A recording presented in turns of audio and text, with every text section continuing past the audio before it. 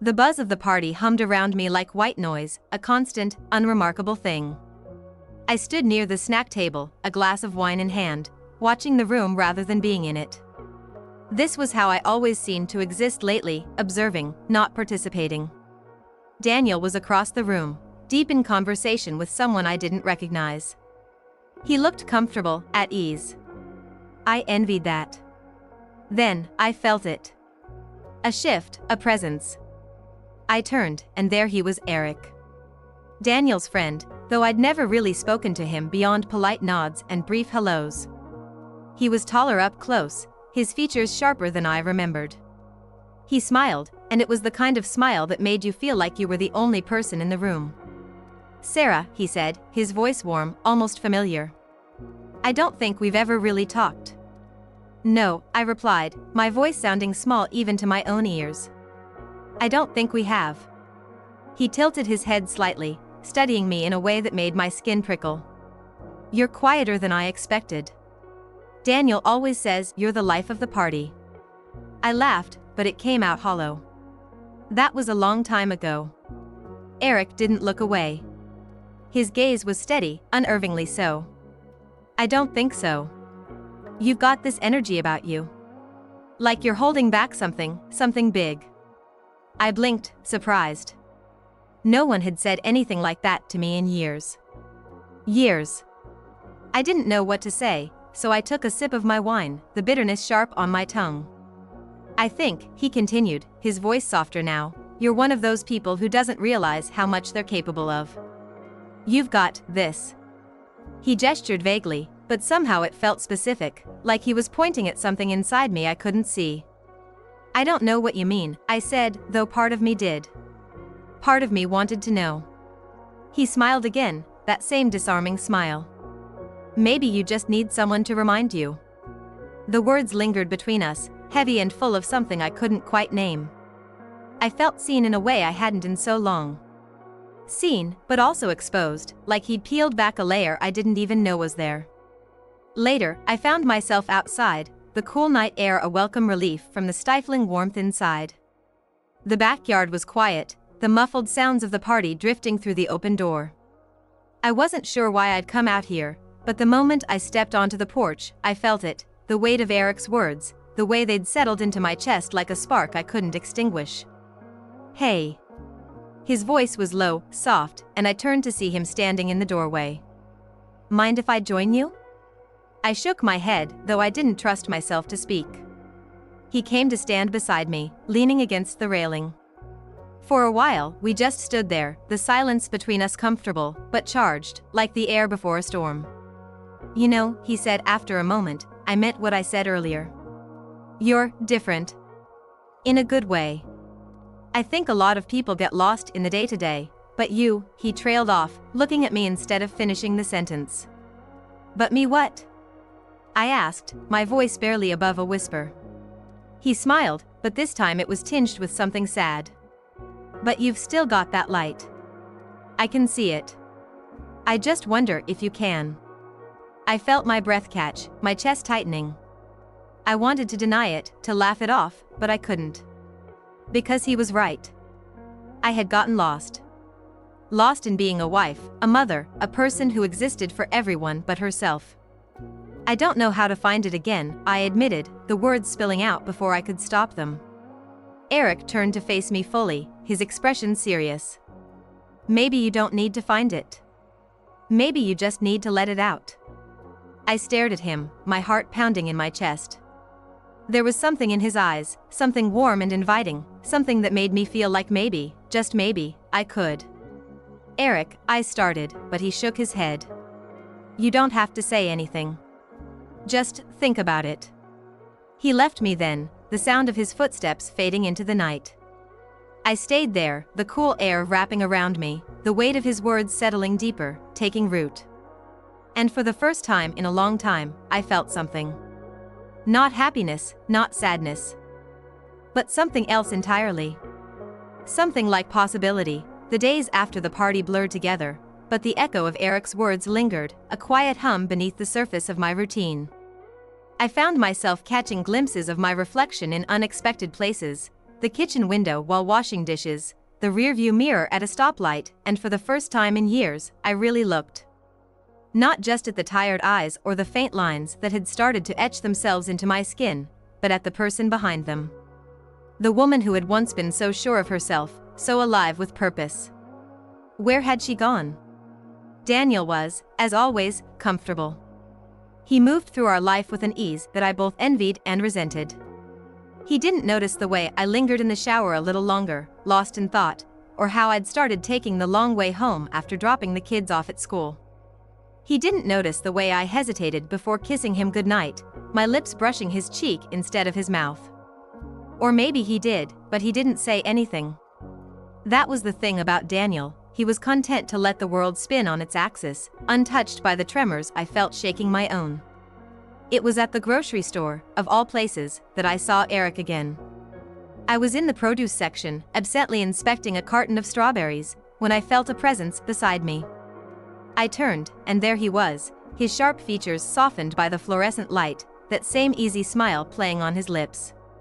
"Sarah," he said, my name sounding different in his voice, like it meant more than just a label. "Fancy running into you here." My heart skipped, a flutter of something I couldn't quite name. "Eric." "Hi." We fell into step together, our carts rolling side by side like it was the most natural thing in the world. He asked about the party, about Daniel, about the kids, but his questions felt different from the usual small talk. They were intentional, like he was really listening to my answers, like he cared about the things I said. And then, as we reached the dairy aisle, he stopped, turning to face me. "You seem different," he said, his gaze searching mine.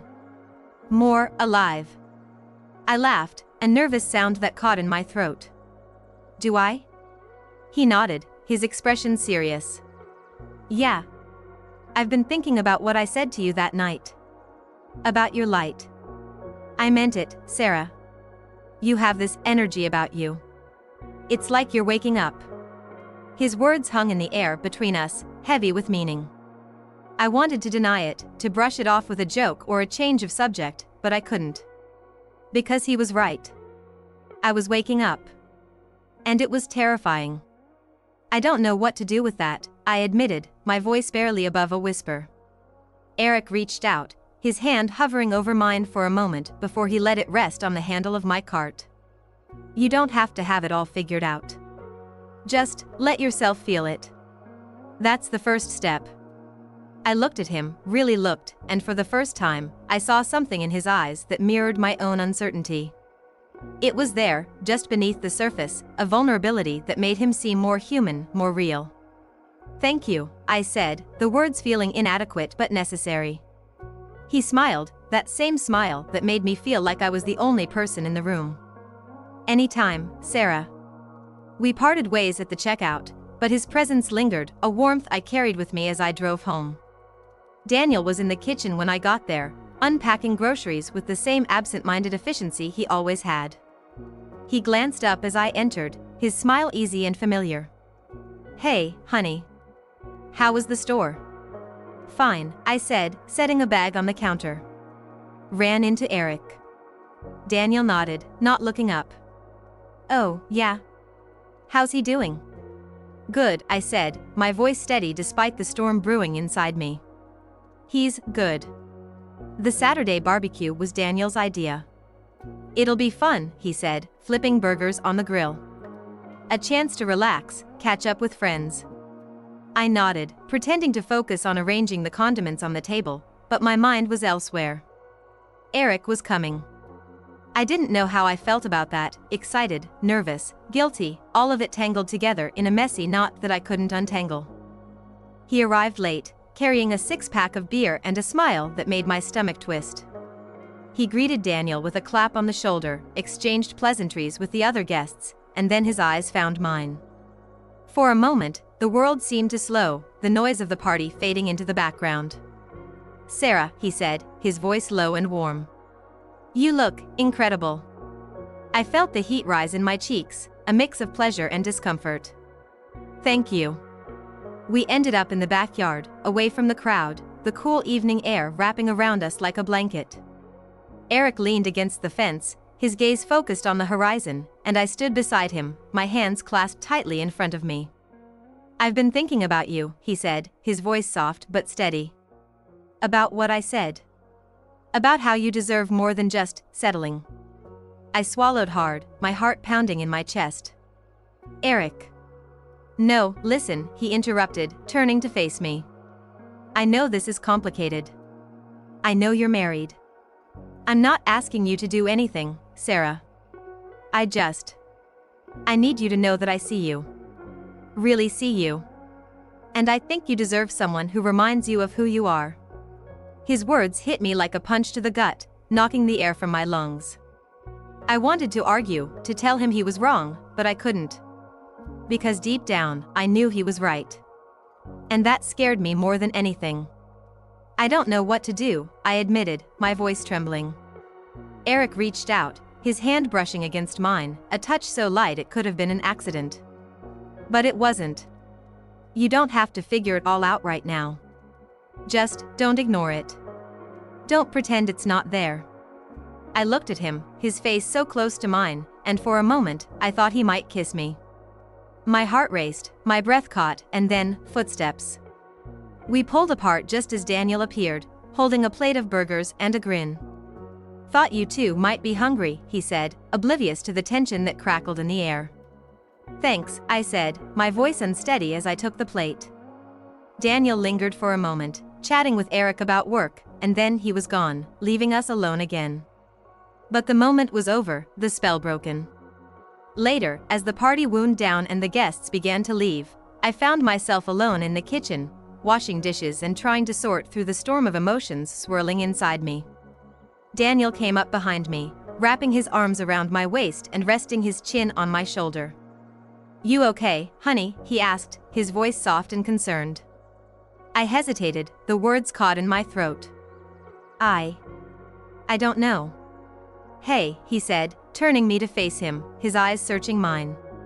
"What's going on?" I felt the tears then, hot and unexpected, spilling over before I could stop them. "I'm lost, Daniel.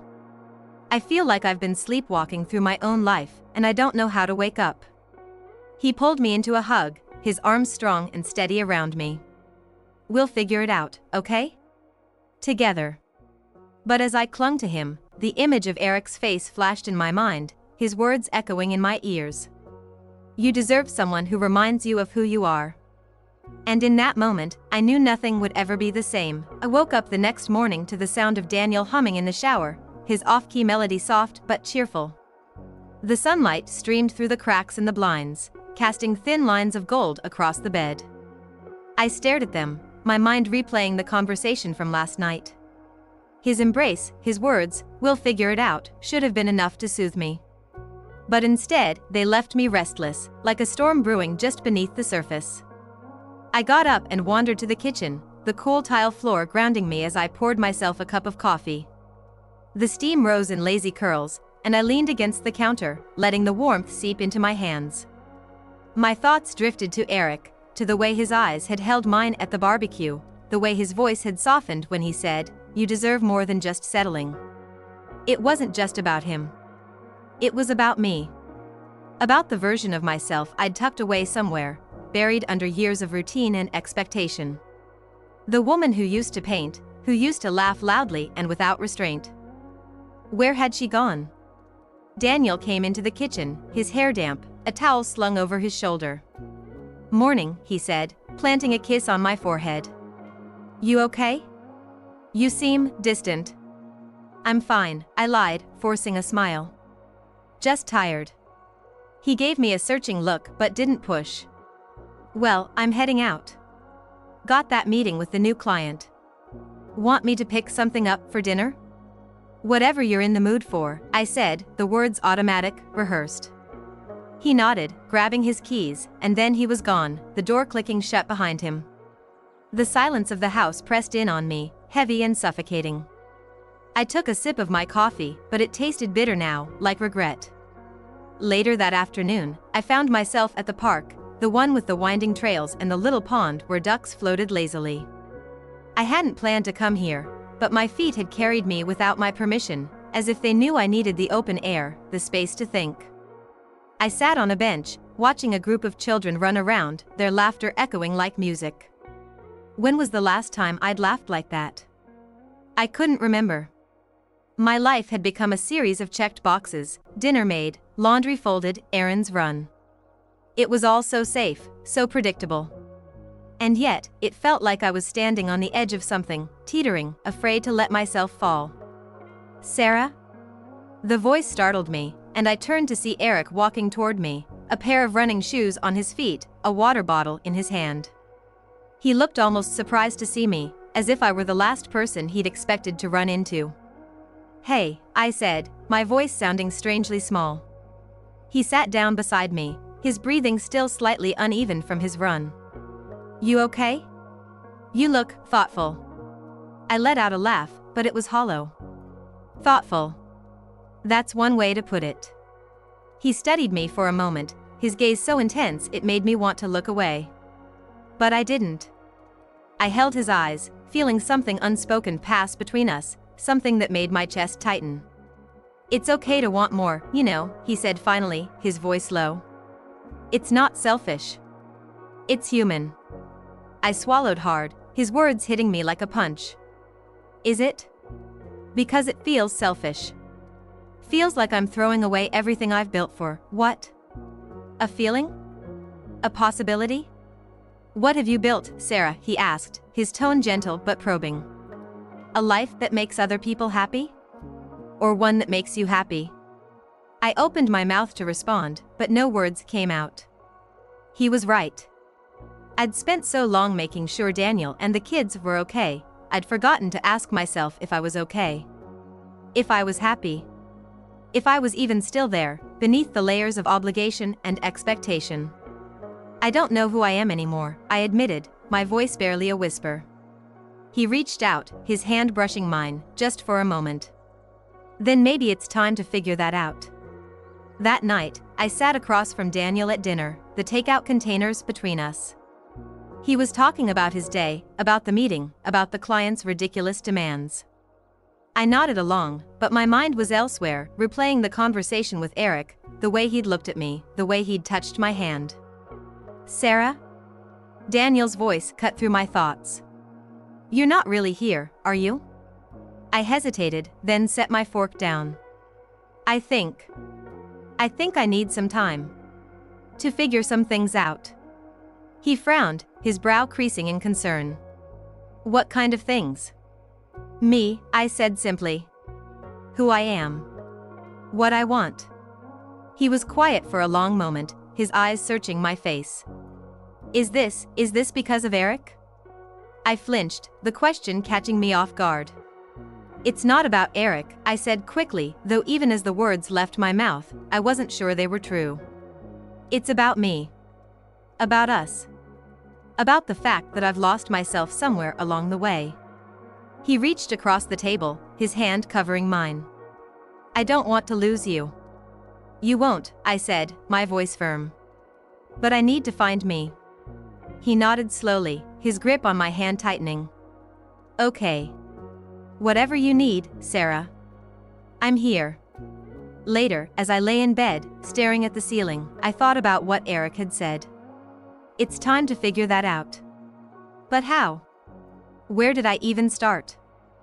My mind raced, torn between the comfort of the life I knew and the terrifying allure of the unknown. And then, just as exhaustion began to pull me under, I made a decision. Tomorrow, I would start. Small steps, tiny changes. I didn't know where they would lead, but I knew I had to take them. For me. For the woman I used to be. For the woman I still could be. I closed my eyes, feeling the first flicker of something I hadn't felt in years, hope. The sun streamed through the blinds, casting stripes of light across the bedroom floor. I lay there, the weight of yesterday's decisions pressing on me like a second skin. Daniel had already left for work, his side of the bed neatly made, as if nothing had changed. But everything had. I could feel it in the stillness of the house, in the way my thoughts seemed to echo louder than usual. I dragged myself out of bed, the quiet hum of the kitchen offering a fragile sense of normalcy. The coffee machine whirred to life, and I leaned against the counter, staring at the mug I'd pulled from the cupboard. It was one Daniel had given me years ago, a silly thing with a cartoon cat that said, "Pause and reflect." I used to laugh every time I used it. Today, it just looked sad. The first sip of coffee was bitter, but familiar. I carried it to the living room, sinking into the couch. My phone buzzed on the table, a reminder of the day's tasks: grocery shopping, laundry, picking up the dry cleaning. The monotony of it all hit me like a wave. I set the coffee down, my hands trembling slightly. I needed to do something. Anything. But what? My mind flitted back to Eric's words at the park. "What do you want, Sarah?" he'd asked. The question still burned in my chest, unanswered. I didn't know. Or maybe I did, but the thought of voicing it, of acting on it, felt impossible. Grabbing my keys, I headed out the door. The grocery store could wait. I needed air, space, something to clear the fog in my head. The park wasn't far, and the walk would do me good. The morning was cool, the kind of crispness that made you feel awake, alive. I quickened my pace, my breath coming in short, visible puffs.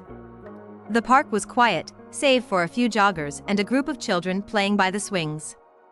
Their laughter carried on the breeze, a sound so carefree it almost hurt to hear. I sat on a bench, watching them. They were lost in their own world, unburdened by the weight of expectations or responsibilities. I envied them. "Sarah?" I turned, startled. Eric stood a few feet away, hands in his pockets, that same easy smile on his face. My heart skipped a beat, though I couldn't tell if it was from surprise or something else. "Hi," I said, my voice softer than I intended. "What are you doing here?" "I could ask you the same thing," he replied, stepping closer. He sat down next to me, leaving just enough space between us to feel casual, but his presence was impossible to ignore. "I like to come here in the mornings. It's peaceful." I nodded, looking back at the children. "It is." I needed space. To think. He didn't say anything for a moment, just followed my gaze. Then, quietly, "And? What are you thinking about?" I hesitated, the words tumbling around in my head. "Myself," I finally admitted. "Who I am. Who I want to be. It's overwhelming." Eric turned to me, his eyes searching mine. "It doesn't have to be. Start small. What's one thing you've always wanted to do but never did?" I blinked, caught off guard by the simplicity of the question. I used to paint," I said slowly. "Before Daniel and I got married, I spent hours with a brush in my hand. I haven't done it in years." "Why not?" "Life got in the way," I said with a shrug, but even as the words left my mouth, they felt hollow. "And Daniel, he's not really into art. He thinks it's impractical." Eric frowned, but there was no judgment in his expression. "What's practical about living a life that doesn't make you happy?" The question hung in the air between us, heavy and unspoken. I looked away, my chest tightening. "I don't know if I even remember how to paint," I said, my voice barely above a whisper. "You do," Eric said firmly. "You just have to pick up the brush." I glanced at him, caught by the intensity in his eyes. For a moment, I let myself imagine it, a canvas waiting for me, colors mixing on a palette, the quiet hum of creation. It felt possible. Terrifyingly so. "I don't even know where to start," I admitted. Eric smiled, that same reassuring smile that made me feel like I could do anything. "Start with what feels right. Don't overthink it. Just create." We sat in silence for a while, the children's laughter filling the gaps between our thoughts. Eventually, Eric stood, brushing off his jeans. "I should go," he said. "But think about it, Sarah. You deserve this. To reclaim something that's yours." I watched him walk away, his figure growing smaller until he disappeared around the corner.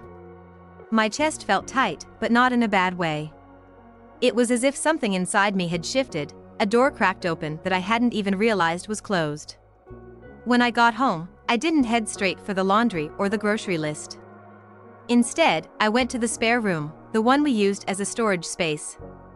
Dust coated the boxes stacked in the corner, but I knew what was in them.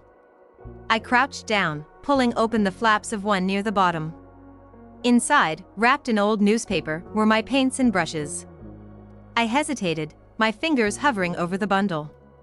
"Just pick it up," Eric's voice echoed in my mind. I took a deep breath, pulling the box closer. The first brush felt foreign in my hand, but as I held it, something stirred in me, a flicker of recognition, of memory. I set up the easel in the corner of the room, spreading out the paints on a makeshift palette. The canvas was blank, a void waiting to be filled.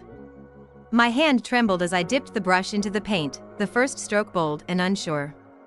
But as the colors began to blend, as the image started to take shape, I felt it, that spark of something I hadn't felt in years. I didn't notice the time passing, didn't hear the door open or the footsteps approaching. It wasn't until Daniel's voice broke through my focus that I realized he was home. "Sarah," he said, standing in the doorway, his tie loosened and his hair slightly disheveled. "What are you doing?" I turned to him, the brush still in my hand. "Painting," I said simply. He looked at the canvas, then back at me, his expression unreadable. "I haven't seen you do that in years." "I know," I said, my voice steady. "But I needed to. For me." Daniel was quiet for a long moment, his gaze shifting between me and the painting. Finally, he nodded, a small, almost imperceptible gesture. "Okay," he said. "If it makes you happy." I turned back to the canvas, my hand moving with more confidence now. But in my peripheral vision, I saw him linger, his presence a shadow in the doorway. And for the first time in a long time, I didn't feel the need to explain myself to him or to anyone. This was my moment. My beginning. The brush moved across the canvas, colors blending and swirling in ways that felt both familiar and new. And as I worked, I felt the weight of the question Eric had asked settle into clarity. "I want this."